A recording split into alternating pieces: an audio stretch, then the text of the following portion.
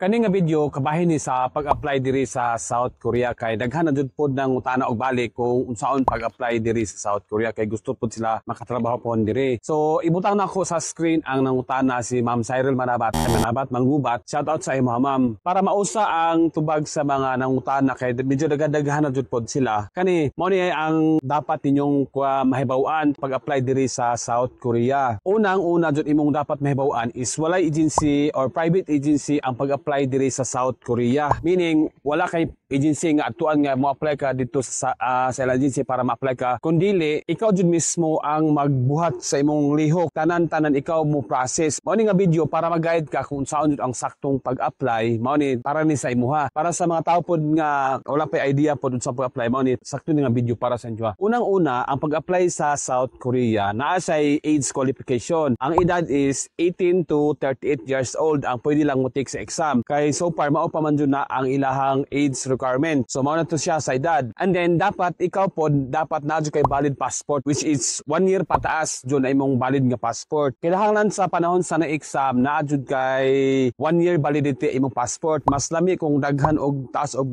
validity para dili na kapasig renew. Sa gender, body laki, bakla, tomboy, walay discrimination ang pag-apply diri sa South Korea as manufacturing. IPS, basta unsa kay imong gender quality, bahay laki, walay problema dire, pwede ka mag-take sa exam. Next is kanang sa medical condition, dapat physically fit jud ka mo apply og South Korea kay inig human nimo kapasar sa exam, naaman siya kanang medical exam, nga basic to major medical. Example is mga baga, TB, inana, i-check na siya. Pero dapat jud wala jud kay mga sakit nga kanang makatakod bitaw. Ikaw man mismo kay bawas kung kagalingon kung worse ba ni nga sakit. Basta dapat sa panahon sa medical examination, dapat physically fit jud nga pwede ka mag-apply diri sa South Korea. Ato na lang i-appeal po ning basic ka na mga ngipon, mga tattoo ng mga buslot sa dunggan. Kana siya wala na siya problema sa kuan sa medical. Basta mga body modification may tawag na, di ba? Wala na siya problema. Next is ang mga medyo bawal jud ni siya pero later on akong explain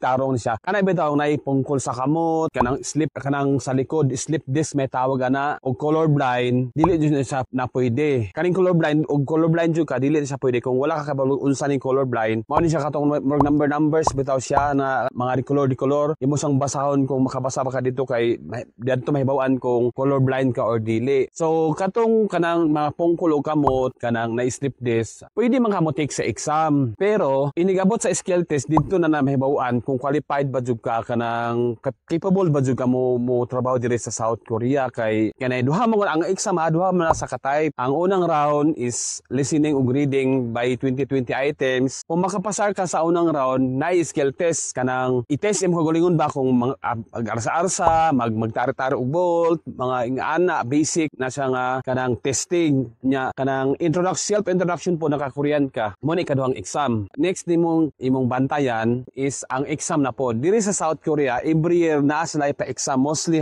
karon nga time na kada tuig halos na exam. So karon nga year 2024 is human naman na siya kay dadtong pag March man ang registration dya. Ang exam is from March to September. So probably nagkahuman na unsay may dagan sa panahon magpa-take na pod sila og exam sinana. Ang una nimong buhaton na muadto ka sa DMW nga website kay kanimo agency man siya kanang Department of Migrant Workers. Mao man siya sa una ang PUEA. Nga karon muadto ka dito para magbasa-basa ka dito sa ilang mga announcement. Kung sulo lang ka wala ka mag-eskwela og Korean language, dito ni mamakit-an ang mga announcement dira sa Korea nya. Naay irig portal dito. Anytime pwede na ka magama dito og account sa imong profile account na mura na siya og biodata ba og nato pa kanang papel pa mano-mano mura sa biodata. Dito subayad dito nga website ang irig magama ka dito og account nimo para in times nga nanapoy exam magamit na nimo siya kay ang mga amo kay diha man pud mo tan-aw sa imong profile dito man kay online man ang mga pagi sa apply karon. So dito makita imong profile kung unsa ka, kinsa ka, unsa imong mga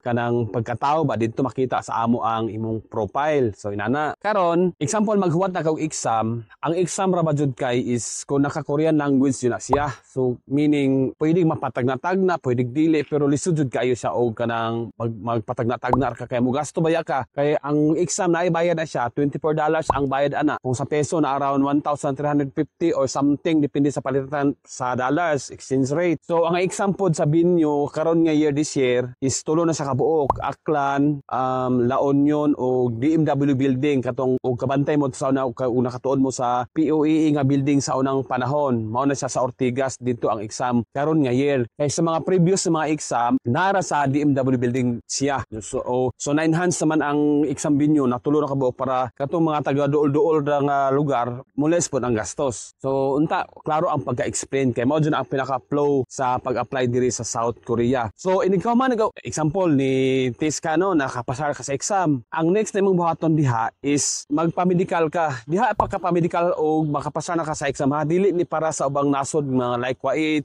mga unsa pang kana mga Middle East ingana. Diri sa South Korea, ang stepping nimo sa pag-apply ay pa ka magpa-medical kung makapasar na ka sa exam, sa duha ka exam katong gisulti na ko ganiha. Ay human mag medical, ipasan po din mo na sa DMW didto.